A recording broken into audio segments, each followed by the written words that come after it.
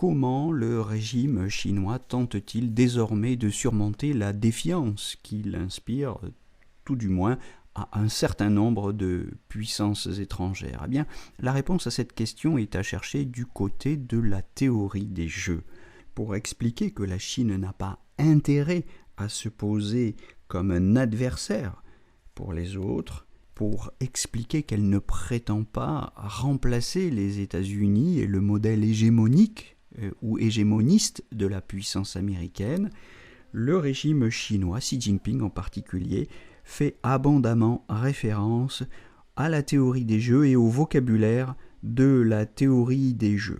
Xi Jinping se sert de cette théorie et de son vocabulaire face aux diplomates du monde entier pour reformuler les enjeux d'une politique de coopération et tenter de gagner la confiance de son auditoire. Donc, pas d'égoïsme, pas de chauvinisme chinois, pas non plus d'hégémonisme plus ou moins similaire à celui des États-Unis, auquel nous étions habitués, et c'est la raison pour laquelle il est si difficile de comprendre notre discours, mais un vocabulaire et un argumentaire de la coopération emprunté à la théorie des jeux.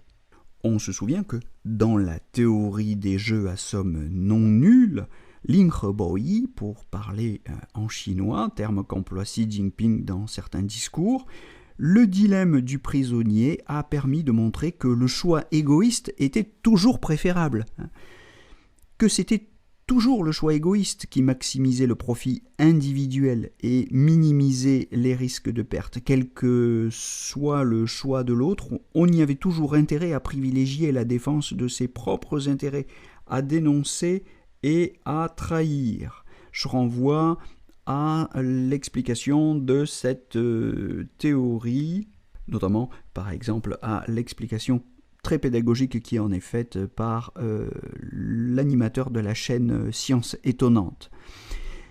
Mais l'option contraire, c'est-à-dire l'hypothèse d'une stratégie coopérative, eh bien cette option est paradoxale parce qu'elle diminue le bénéfice individuel tout en augmentant les risques individuels, alors même que c'est la perspective sous laquelle, du point de vue collectif, le coût global est toujours le plus faible et le bénéfice global toujours le plus grand.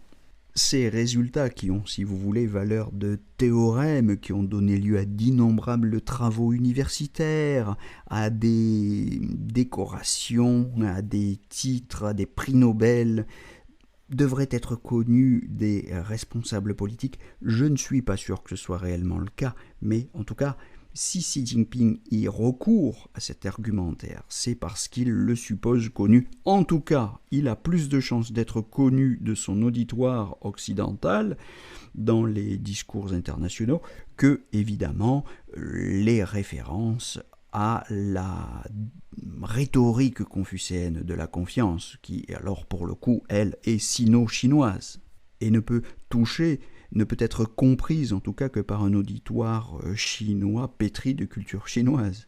À destination du public occidental, évidemment, le dilemme du prisonnier, la référence à la théorie des jeux, semble plus pertinente, en effet, d'un point de vue rhétorique. Donc, la théorisation du dilemme du prisonnier, approfondissons un peu, s'était raffinée dans la théorie des jeux, dans une version dite du dilemme répété, où chaque partie finit par pouvoir prédire le comportement des autres.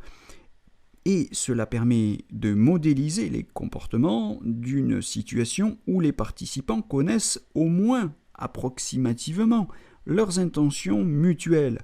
Dans une telle situation, Anatole Rapoport, puis Robert Axelrod avaient démontré que c'est la stratégie coopération, réciprocité, pardon, qui est la plus efficace. Bon, en anglais, tit for tat, TFT. Et elle aboutit, cette stratégie, à un équilibre symétrique inverse à l'équilibre de Nash. Je rappelle qu'un équilibre de Nash, c'est une situation dans laquelle un participant n'a aucun intérêt à modifier sa stratégie s'il est le seul à le faire. L'équilibre gagnant-gagnant et celui vers lequel, au contraire, convergent des partenaires qui calculent leur avantage rationnel sur la base d'une connaissance mutuelle. Tandis que dans l'équilibre de Nash, l'autre apparaît toujours sous la figure décevante du passager clandestin, de l'ennemi, la recherche de l'équilibre gagnant-gagnant, win-win, shuanyan en chinois, c'est la seule stratégie qui fasse de l'autre un véritable partenaire, toujours libre, donc libre de trahir ou de jouer égoïstement, mais toujours, finalement, toujours plus intéressé à coopérer qu'à trahir. Et c'est ainsi que le pari socialiste de la confiance prôné par Xi Jinping, donc on pourrait, si vous voulez, faire un parallèle ici entre le pari pascalien et le pari de Xi Jinping, puisque dans les deux cas, il s'agit d'un calcul probabiliste. Le pari socialiste de la confiance prôné par Xi Jinping sur la base d'une relecture de Confucius trouve dans les calculs mathématiques de la théorie des jeux un gain d'intelligibilité rationnelle. Cet effort est en outre cohérent avec les prétentions du marxisme à se développer comme science, non pas simplement pour l'analyse de la société et de l'économie, mais vous voyez, une science aussi de la diplomatie, une science qui est susceptible d'aider à la résolution des malentendus dont la Chine souffre. Alors, Xi Jinping identifie clairement la conception agoniste, la conception polémique de la politique. Il l'identifie à un jeu à somme nulle, Linheboi, où ce qui est gagné par les uns est perdu par les autres. Or, la Chine affirme ne pas vouloir jouer un tel jeu, dit Xi Jinping, je le cite. Nous devons maintenir le multilatéralisme, sans unilatéralisme. Il faut promouvoir le nouvel esprit gagnant-gagnant des succès multiples et partagés. Se débarrasser des vieilles idées selon lesquelles l'un gagne et l'autre perd, le gagnant prenant tout. La consultation est une forme importante de la démocratie et doit devenir une méthode importante de la gouvernance internationale contemporaine. Fin de citation, vous trouvez ça dans le tome 2 de la gouvernance de la Chine, à la page 523.